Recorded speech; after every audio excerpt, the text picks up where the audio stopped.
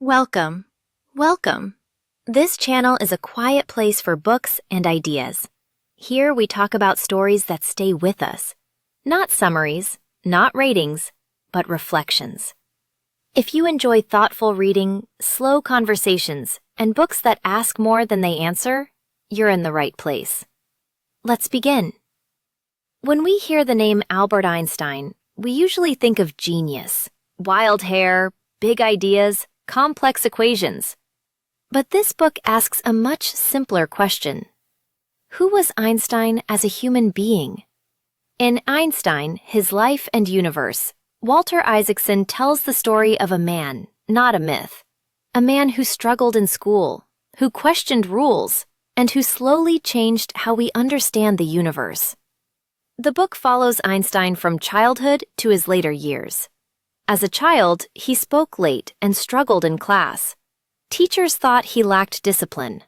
Some even believed he would never succeed. But Einstein thought differently. He did not learn by memorizing. Instead, he imagined ideas in his mind.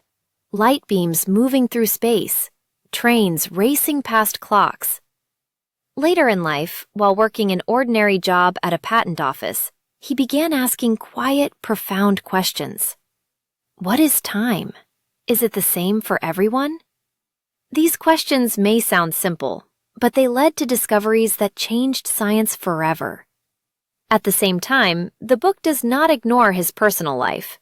His marriages were difficult. He was often distant as a father, and his relationships were complicated. This is not a perfect hero story. It is an honest one. What makes this book special is how it is written.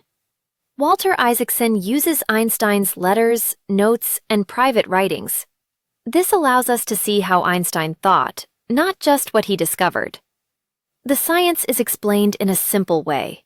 You do not need a science background. The focus is on ideas, not equations. Because of this, the book feels more like a story than a textbook. As I was reading, one thing stayed with me. It was not the formulas, it was Einstein's mindset. He was not the best student. He was not the most organized man. And he was often difficult as a person. But he was deeply curious. He asked questions others ignored, and he trusted his imagination.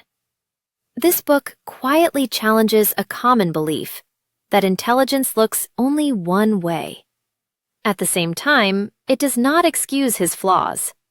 Einstein could be cold, he could be selfish, and he often hurt the people closest to him.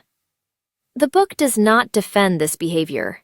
It simply shows the truth, and that honesty is what gives the story its weight. As the pages go on, a few ideas become very clear. Curiosity matters more than rules. Imagination is a form of intelligence. And great ideas often come with a personal cost. By the end, the book turns toward the future. It asks, what happens when humans begin to redesign life itself? When technology moves faster than wisdom? That question stays with you. Some books end when the last page turns. This one doesn't. If you stayed until the end, thank you. Books are quiet companions. They don't rush us. They wait for us. If this story gave you something to think about, feel free to share your thoughts. Until next time, keep reading and keep thinking.